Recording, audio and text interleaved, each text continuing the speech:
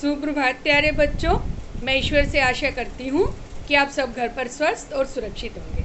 आज हम करेंगे मधुप हिंदी पाठमाला का पाठ 5, वह देश कौन सा है। ये एक बड़ी ही सुंदर कविता श्री राम नरेश त्रिपाठी जी के द्वारा लिखी गई है। इस कविता में उन्होंने भारत देश की प्रकृति का गुणगान किया है और लोगों को अवगत कराया है कि कैसे भारत में भिन्न भिन्न धर्मों के लोग, यहाँ की संस्कृति, यहाँ पाए जाने वाले फल फूल, यहाँ अनेक नदियाँ हैं जो अपने जल से इस धरती को सिंचती हैं। तो आज हम करेंगे पाठ 5, वह देश कौन सा है। पाठ 5, वह देश कौन सा है, भाग 2। इससे पहले हमने यहाँ तक कविता पढ़ी।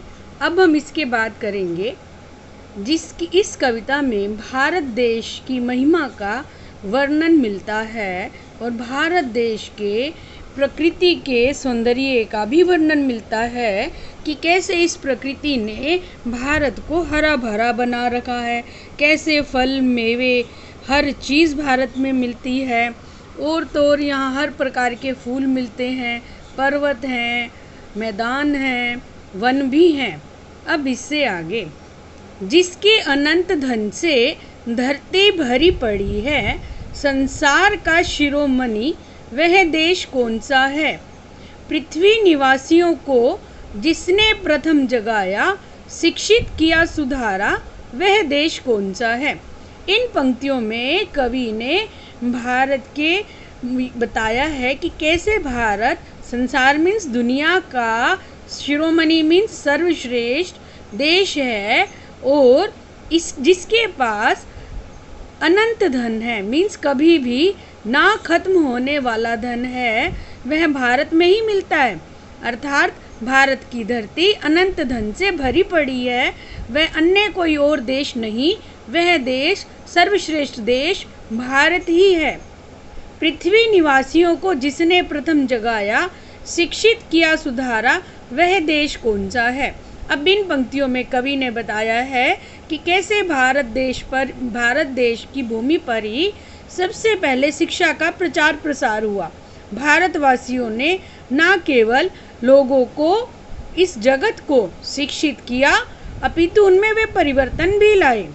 तो पृथ्वी मीन्स इस धरती निवासियों मीन्स रहने वाले, जिसने प्रथम जगाया कि वह देश कौन सा है, जिसने इस धरती पर रहने वाले अर्थात लोगों को सबसे प्रथम सभ्य बनाया और शिक्षित किया और उनमें परिवर्तन लाए, वह देश अन्य कोई और नहीं, वह देश भारत है। छोड़ा सब राज्य तृणवत, अंडरलाइन बेटा, तृणवत मीन्स तिनके के समान, सब राज्य मीन्स अपना राज्य, आदेश से पिता के, वह राम था जहाँ पर, वह देश कौन सा है।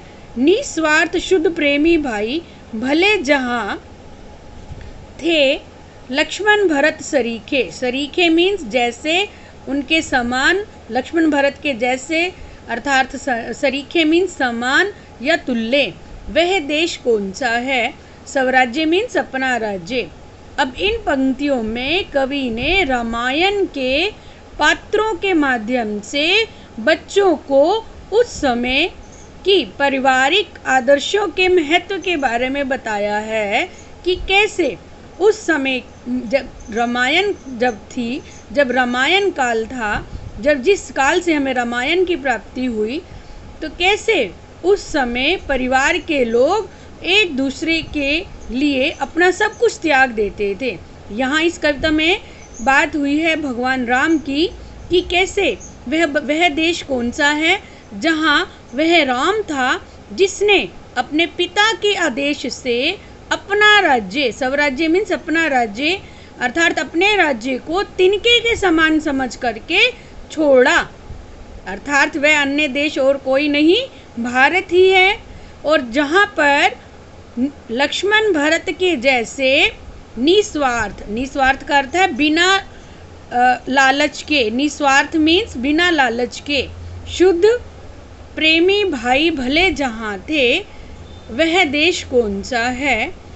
अर्थात बताओ बच्चों, वह देश कौन सा है जहाँ भरत लक्ष्मण के जैसे ऐसे भाई थे जिनमें बड़ा ही निस्वार्थ प्रेम था। अर्थात वे ऐसे भले भाई और कहीं नहीं थे, वे भारत में ही मिलते हैं। निष्पक्ष, न्यायकारी, जन जो पढ़े लिखे हैं वे सब बता सकेंगे वह देश कौन सा है। 40 कोटि भाई सेवक सपूत जिसके, सपूत मीन्स बेटे, सेवक मीन्स सेवा करने वाले सेवक, भाई मीन्स भाई, कोटि मीन्स करोड़, कोटि मीन्स करोड़। निष्पक्ष, बिना किसी पक्ष के, अर्थात बिना किसी एक दूसरे के तरफ। न्यायकारी, न्याय करने वाले, जन मीन्स लोग, और पढ़े लिखे मीन्स जो शिक्षित हैं।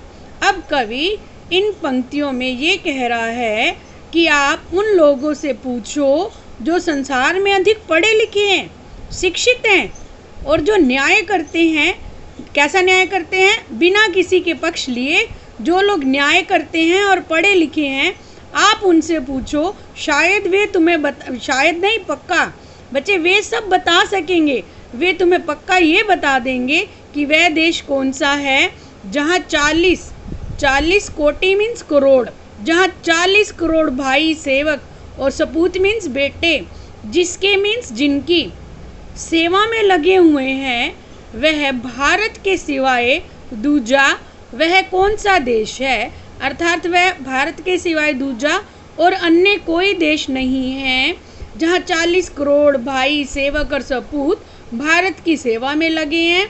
और आप उन लोगों से भी पूछ सकते हैं जो अधिक पढ़े लिखे हैं, शिक्षित हैं, वे भी तुम्हें बता देंगे कि वह देश भारत ही है।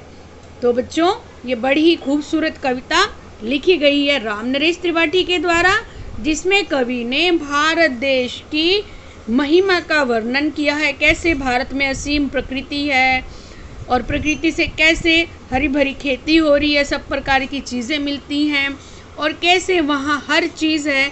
इसके अलावा कवि ने रामायण के पात्रों के माध्यम से वहाँ के लोगों के पारिवारिक आदर्शों की महत्ता का गुणगान किया है। तो वह बच्चों, वह देश कौन सा है? वह देश भारत है।